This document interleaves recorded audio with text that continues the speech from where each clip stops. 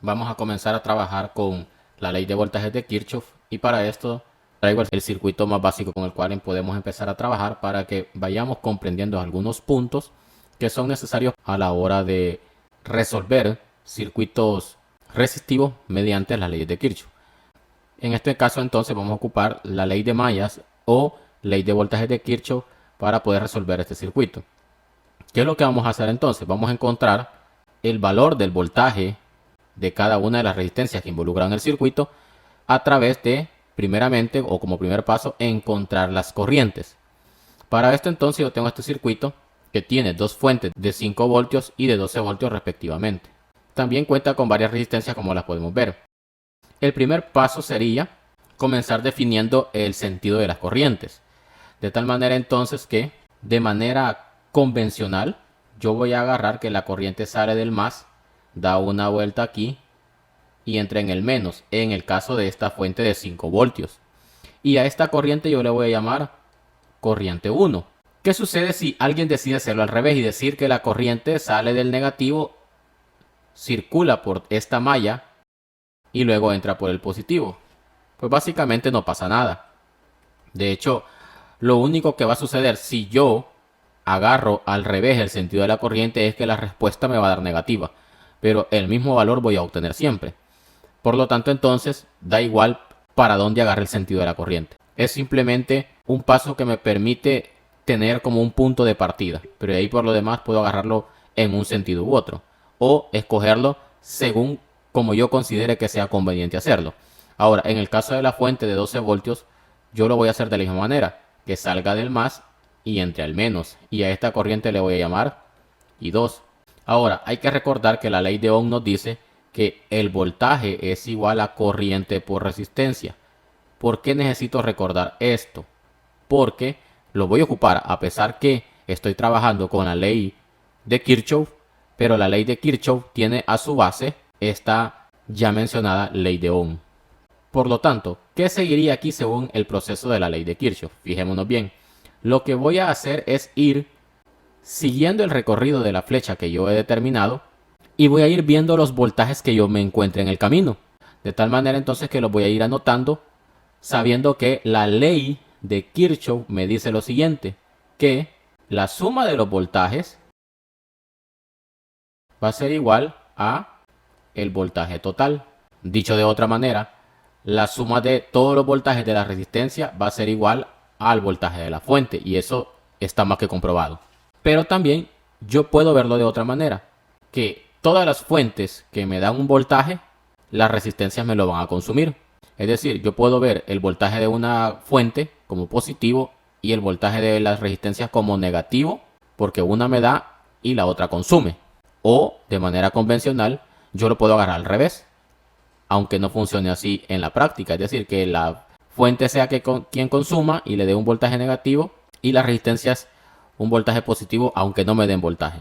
Pero esto solo es a nivel de un análisis que me permita tener un punto de partida, como lo dije antes, para poder iniciar el proceso. Yo sé que es un poco confuso, pero vamos a ir como explicándolo sobre la marcha a medida vayamos resolviendo el circuito. Por eso es que no he puesto de entrada un circuito grande, sino que he traído el circuito más básico que podemos ver.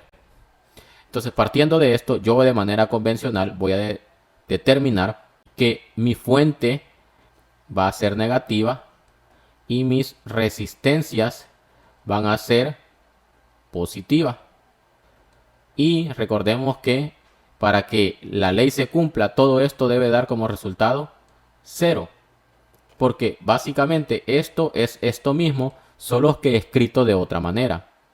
¿Cómo compruebo esto? Porque si el voltaje de la fuente yo lo paso al otro lado, pasaría como positivo, y entonces el voltaje de la resistencia va a ser igual al voltaje de la fuente. Por eso es que se plantea de esa manera, para que vayamos entendiendo. Dicho esto, entonces vamos a hacer lo siguiente. Voy a seguir ese criterio. El voltaje de la fuente sería 5 voltios. Lo voy a poner aquí. Más. Y lo voy a poner como negativo, porque he determinado que el de la fuente va a ser negativo. Lo quiero hacer al revés y el voltaje de la fuente lo quiero poner positivo y la de resistencia negativo, y va a funcionar. Sí va a funcionar. El único problema que van a tener es que van a haber un montón de signos negativos por ahí, y normalmente casi todos tenemos problemas con el signo negativo, que a veces lo olvidamos, nos lo comemos por ahí en el proceso, y por eso yo recomiendo que mejor lo hagan bajo este criterio. Pero ahí es una cuestión que cada quien debe valorar cómo hacerlo según su criterio. Al final, como dije, si lo hacemos bien, va a ser exactamente lo mismo. Por lo tanto, entonces, aquí, según el recorrido, sale de 5, es decir, y busca para arriba. Entonces la de 5 me quedaría como menos 5 voltios, ya lo puse por ahí. Y si hacemos este recorrido, ¿a quién más se encuentra? Se encuentra la resistencia de 220, y como lo pueden ver, según la línea negra que estoy trazando, a la de 220. Por lo tanto, entonces, aquí voy a escribir el voltaje que tiene la resistencia de 220. El problema es que el voltaje de la resistencia de 220 no lo conozco, pero sí sé cómo calcularlo. Vean, para poder saber el voltaje de la resistencia de 220, debo de tener la corriente que pasa por esa resistencia y el valor de la resistencia. ¿Tengo el valor de la resistencia? Sí, vale 220. Ahí lo pueden ver. ¿Y tengo el valor de la corriente? No, no lo tengo, pero sé qué corriente pasa por ahí. Y la corriente que pasa es I1. Por lo tanto, entonces voy a anotarla ahí y la voy a dejar indicada. Bien, ya que hice esto, sigo recorriendo el circuito. De la de 220 voy hacia abajo. Y a la que me encuentro es a esa otra resistencia de 220. Ahora, ¿qué sucede con esa resistencia de 220? Sucede que, como pueden ver, aquí le está entrando una corriente que es la I1 y aquí otra corriente que es la I2. Ojo, aquí hay que poner un gran empeño a la hora de analizar. ¿Cómo lo debo de ver? Si está entrando por aquí, ese va a ser mi más. Y si está saliendo, aquí va a ser mi menos. Y de la misma manera para el otro lado. Vean, como aquí está entrando es mi más y aquí es mi menos. Si yo veo que los signos me coinciden, entonces las dos corrientes las voy a sumar. Si yo veo que los signos al hacer este análisis no me coinciden, quiere decir entonces que los voy a restar. Aquí tenemos el claro ejemplo de cómo sería cuando lo debo de sumar.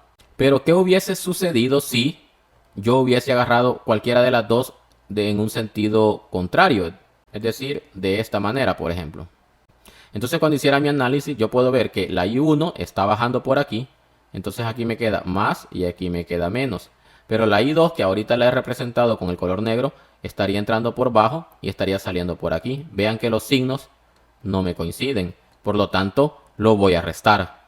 De esta manera es como debo de hacer mi análisis para poder determinar qué están haciendo las corrientes ahí. Si se están sumando o se están restando. Como dije en este caso, las corrientes se están sumando. ¿Qué voy a hacer entonces? Voy a decir que voy a sumar la resistencia de 220 con I1 porque le está entrando I1. Y le voy a sumar a esa misma resistencia el voltaje que me daría con la corriente de I2. Entonces vean que lo pongo repetido, pero lo pongo con diferentes corrientes. Voy a mover incluso aquí esto porque ya no me cabe. Y creo que porque también ya se agarró como el criterio que debo de agarrar de la parte que tenía escrita en negro. Bien, continuemos entonces. Ya que pasé entonces por la de 220, entonces la única que me queda es esta de 100 ohmios y es la que voy a trabajar ahorita, es la que voy a analizar. Entonces sería más la de 100 que multiplica a I1, porque recordemos que estos elementos que voy escribiendo aquí me representan los voltajes, con la única diferencia que no puedo poner directamente el valor de los voltajes porque no conozco el valor de la corriente. Entonces lo dejo indicado en términos de la ley de Ohm, es decir, corriente por resistencia. Por eso es que ven que estoy poniendo el valor de la resistencia multiplicada por la corriente, al menos la representación que yo le he dado a mi corriente. Y todo esto va a ser igual a 0 para cumplir con esta ecuación. Ya que hice esto, ¿qué me hace falta por hacer? Simplemente voy a operar términos semejantes. Y vean, por ejemplo, que aquí yo tengo este y este que son I1. Entonces las vamos a sumar.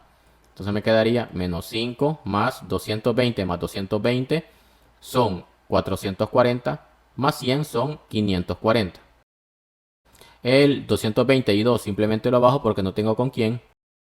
Y esto igualado a 0. Ahora, lo único que me falta por hacer es este 5 negativo que está al lado izquierdo, pasarlo al lado derecho. Y entonces me quedaría de la siguiente manera. 540 de I1 más 220 de I2 igualado a 5. Vean que aquí ya tengo mi primera ecuación para la malla 1. ¿Qué es lo que vamos a hacer ahora? Repetir el mismo proceso, pero para la malla 2. Entonces, analicemos la malla 2. Lo primero que me encuentro al salir es el valor del voltaje de la fuente, que sería 12 voltios. Que por lo tanto, por conveniencia, dijimos que va a ser negativo, entonces me quedaría menos 12 voltios, o simplemente menos 12.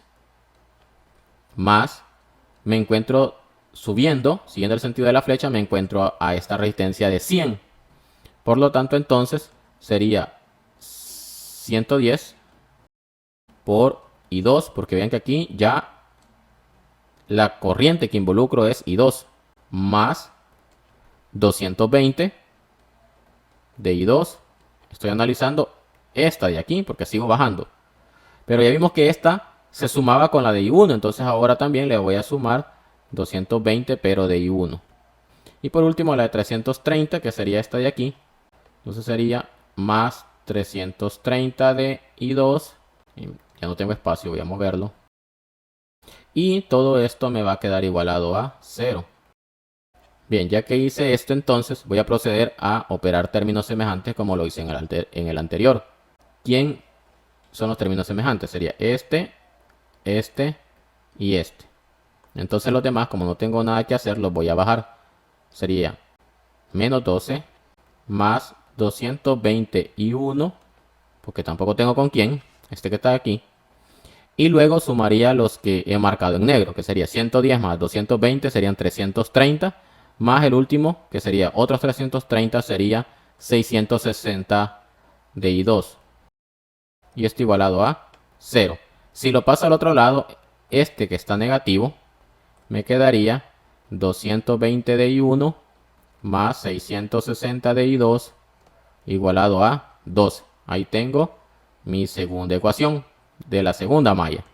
Ahora, ya que tengo las dos ecuaciones, las voy a reescribir por aparte. Entonces, la ecuación número 1 me quedaría como 540 de I1 más 220 de I2 igualado a 5. Y la segunda, que es la última que acabamos de encontrar, me quedaría como 220 de I1 más 660 de I2 y esto igualado a 12. ¿Qué tengo aquí? Tengo un sistema de ecuaciones de dos incógnitas con dos ecuaciones. Entonces, voy a borrar esto porque necesito abrir espacio. Esto ya no me sirve, ya sabemos de dónde salen todos esos valores. Por lo tanto, entonces voy a proceder a hacer lo siguiente. Yo lo que tengo aquí, como dije, es un sistema. Yo lo que debo de hacer aquí, a partir de ahora, es encontrar el valor de I1 e I2, que como es un sistema de ecuaciones, se convirtieron en mis incógnitas. Ahora, para poder resolver un sistema de ecuaciones, de dos ecuaciones en este caso, con dos incógnitas, yo puedo ocupar cualquier procedimiento que me permita simultanear ecuaciones. Pueden ser los tradicionales, sustitución, reducción o igualación, o puedo ocupar otros más avanzados como Sarrus, como Cramer, como Gauss-Jordan. Esa es una decisión que cada quien debe de tomar según sea el dominio de la matemática que tenga.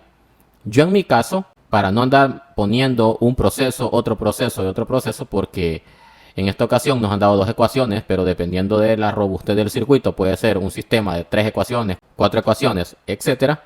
Lo normal es que lo haga o por Cramer o por Gauss, para no estar como variando. Entonces en esta ocasión yo lo voy a hacer por el método de Cramer.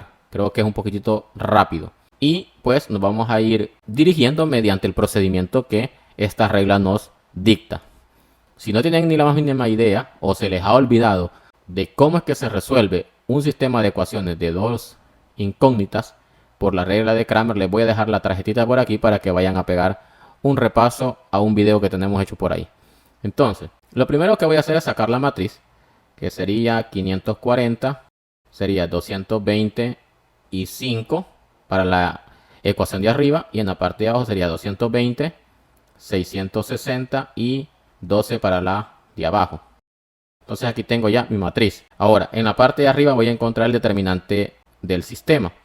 Y el determinante del sistema lo voy a encontrar mediante involucrar a 540, a 220, 220 de abajo y 660. Recordando que debo de hacerlo mediante una multiplicación cruzada. Entonces voy a resolver. 540 por 660 me da como resultado 356.400. Esto lo voy a poner a restar con lo que me dé de 220 por 220, que me da 48.400. Ahora, cuando yo hago esta resta de 356.400 menos 48.400, me da como resultado 308.000. Aquí ya tengo el primero. Vayan realizándolo con la calculadora para que vayan comprobando que ese valor es el que me va dando a mí también en la calculadora. Ahora, ya que tuve el primero, voy a hacer el determinante para encontrar I1. Recordando que mis variables son I1 e I2. Vean que aquí yo tengo la columna de I1, que es esta misma, y aquí tengo la columna de I2, que es esta misma, y que son las dos variables que yo preciso encontrar y que por lo cual estoy metiendo la regla de Cramer para resolver ese sistema de ecuaciones. Y entonces debo de encontrar un determinante para I1. Cuando esto es así, recordamos que yo debo de quitar la columna que pertenece a la variable que voy a encontrar y voy a meter la columna de las igualdades. Por lo tanto me queda 5 y 12. Y luego la de I2 sí la voy a involucrar, que sería 220 y 660. Entonces ahora vuelvo a multiplicar cruzado y me quedaría 5 por 660, me daría 3.300. Menos 12 por 220 me daría 2.640. Estoy haciendo estas operaciones cruzadas, así como arriba. No las señalo porque se entiende que si han llegado a este nivel de análisis del circuito es porque ya tienen cierta base matemática. Pero igual, como dije, si no la tienen o se les ha olvidado, entonces pueden ir fácilmente a el video que les dejé anteriormente el enlace. O en su defecto lo pueden hacer por otro método y pues al final les tiene que dar igual. Si no, cualquier duda, siempre estaremos pendientes de los comentarios. Ahora, ¿qué es lo que toca hacer? Hacer esa resta, 3.330 menos 2.640. Y me queda 660. Ya que encontré el valor, me falta simplemente encontrar el valor del determinante de I2. Para I2 vamos a hacer exactamente lo mismo, con la única salvedad que la columna de I2 la voy a quitar y voy a sustituirla por la de las igualdades. Entonces me quedaría 540, que no lo toco, ni 220, que tampoco lo toco. Y en vez de 220 de arriba voy a poner 5 y en vez del 660 de abajo voy a poner 12. Y multiplico cruzado. 540 por 12 me da 6.480 menos. Ese menos de la regla de Cramer. 220 por 5 me da 1.100. Y al restar 6.480 menos 1.100 me da 5.380. Ya tengo el resultado de este determinante. ¿Qué toca ahora por hacer? Simplemente toca el encontrar ya no los valores de los determinantes, sino encontrar los valores directamente de las variables. Entonces hagamos esa parte. Para encontrar el valor de I1 necesito meter el determinante de I1 entre el determinante del sistema. Entonces sería 660 entre el que encontré del sistema, que sería este que está aquí, 308.000. Y al dividir esto, 660 entre 308.000, me daría 0.0021, que es equivalente a, vean, 1, 2, 3, 2.1 miliamperios. Porque recordemos que es corriente, por lo tanto estoy encontrando amperios. Y lo mismo voy a hacer con I2. I2 es el determinante de I2 sobre el determinante del sistema. Entonces sería I2 vale 5.380. El determinante del sistema vale 308.000. Si yo hago esta operación de I2, me quedaría 0.017, que es equivalente a 17 miliamperios, porque corro el punto 1, 2, 3. Si no entienden cómo es que es el criterio para mover los puntos, también les dejo el enlace aquí para que vayan a echarle un vistazo al video de los prefijos del sistema internacional. Bien, ya que hice esto, acabo de borrar la pizarra para adelantarme un poco y abrir espacio. Voy a reescribir los valores que he encontrado porque los voy a ocupar, pero ya no tengo espacio, como pueden ver. Entonces, el valor de la corriente 1 va a ser 0.0021, que es equivalente a 2.1 miliamperios. Y en el caso de la corriente 2 tenemos que vale 0.017, que es equivalente a 17 miliamperios. Ahora, ¿para qué voy a ocupar eso? Lo que voy a hacer es empezar a distribuir el valor de la corriente en los elementos en donde ya los puedo ir poniendo. Por ejemplo, yo sé que la corriente 1 cruza por esta resistencia de 220.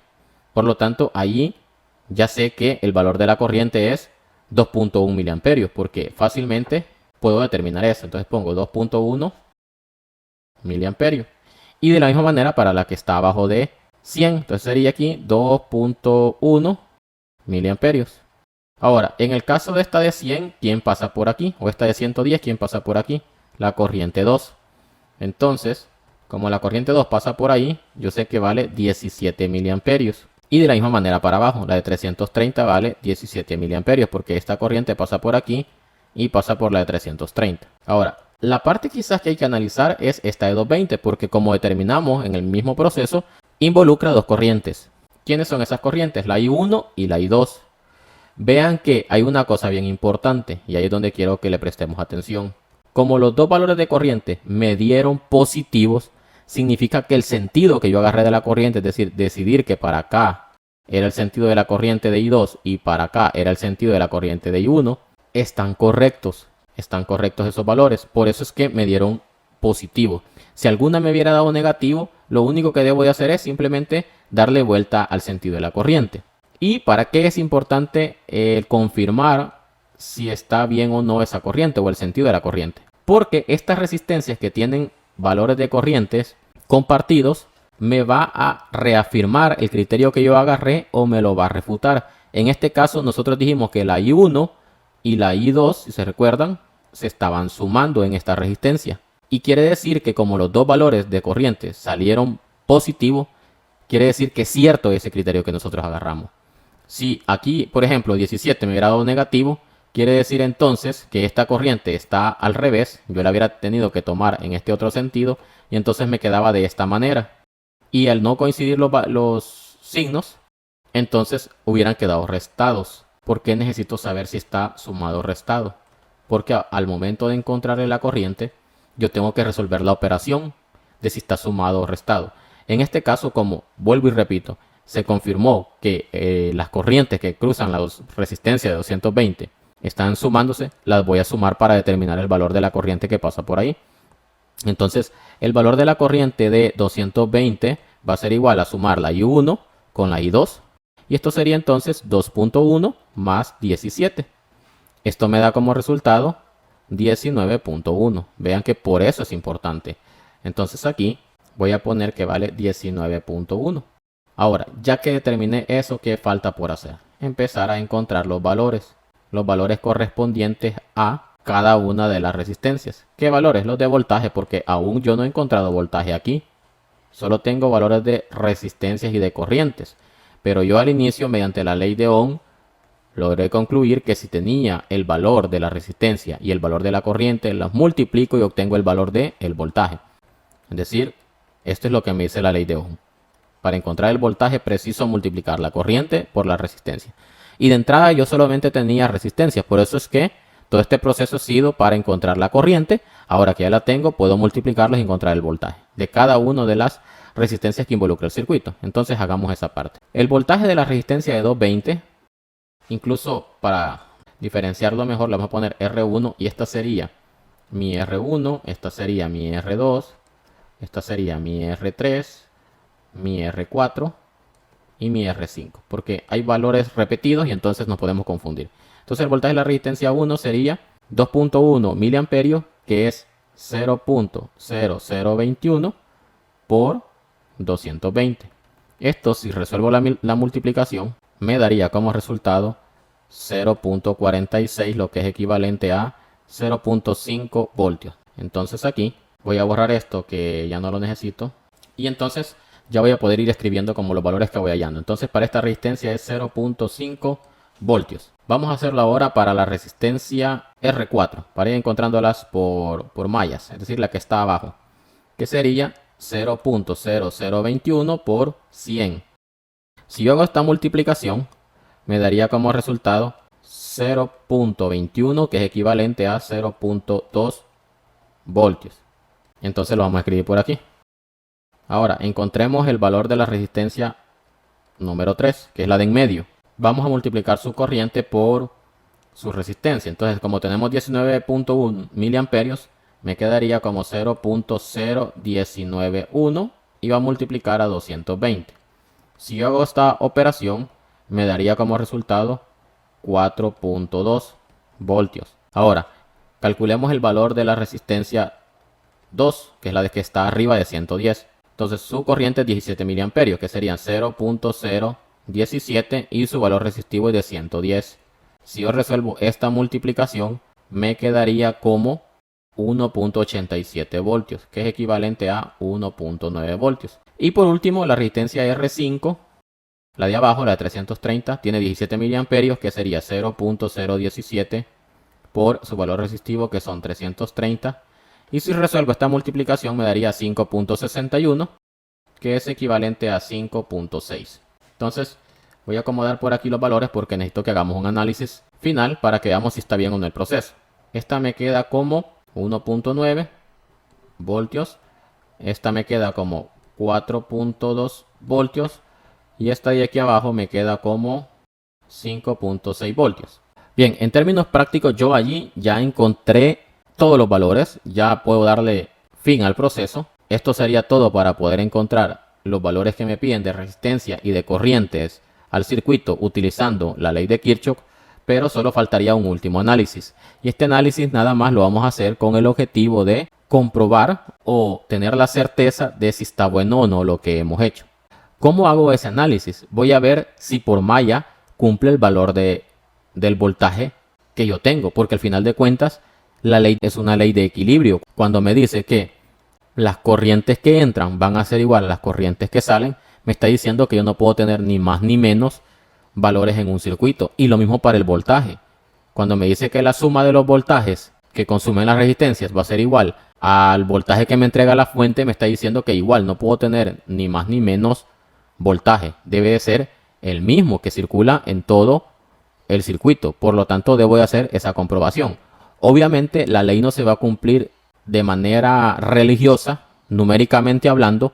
En términos físicos sí, pero numéricamente hablando o matemáticamente hablando, porque nosotros en el proceso vamos descartando ciertos decimales que al final me va a hacer inexacto un poquito la respuesta con respecto a esta ley, al deber ser de esta ley, que es que se cumpla. Es decir, si yo tengo una fuente de 5 voltios y tengo dos resistencias de 100 ohmios, quiere decir que se debería de repartir 2.5 voltios para cada una. Entonces entre las dos me volvería a dar 5 voltios, que es la fuente. Pero en la práctica no siempre es así, porque en el cálculo, como dije, voy perdiendo decimales y a la hora de medirlo en físico tampoco se cumple del todo, porque los valores de resistencia siempre tienden a variar y por lo tanto alguna variación me va a inyectar al cálculo. Entonces debemos de tener como ese criterio, dijéramos así. Así es que lo único que nos queda por hacer es ver si más o menos nos pega las respuestas y con eso terminaríamos el análisis de este circuito. Entonces, ¿qué es lo que debo de hacer? En el caso de la malla 1 dijimos que es toda esta, que involucra la resistencia de R1, R3 y R4, hoy que ya les puse nombre y la identificamos así. Debo de ver si suman entre ellas un total de 5 voltios, porque en esta malla el voltaje que existe es 5 voltios. Vamos a ver si es cierto entonces. Tengo 0.5, incluso voy a apoyarme en la calculadora de Windows para que sea más fácil de poderlo analizar. Ya la tengo por aquí. Entonces tengo 0.5 más la resistencia R3, que es la de 220, que a pesar de que está compartida, debe de colaborarme en el equilibrio de esta malla. Entonces sería 4.2 voltios más el 0.2 de la resistencia de 100 que está abajo. Vean que me da 4.9, es decir, redondeado me va a dar 5. Quiere decir que al menos en esta malla estamos bien. Y vean que ahí es donde se cumple lo que les decía. Como he estado redondeando valores a la hora del proceso, de encontrar las variables para I1 y 2, por ejemplo, o en el caso de cuando encuentro los voltajes con la ley de Ohm, también redondeo decimales o quito decimales si no alcanzo a redondear, entonces ahí me va a dar una pequeña variación, pero vean que es mínimo, un decimal está bien. Vamos a hacerlo para la malla 2. En la malla 2 arriba tengo 1.9, más siempre involucro la de 4.2 porque está compartida, que es la R3.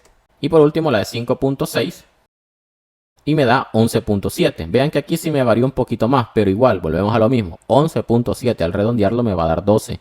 Quiere decir que estamos bien.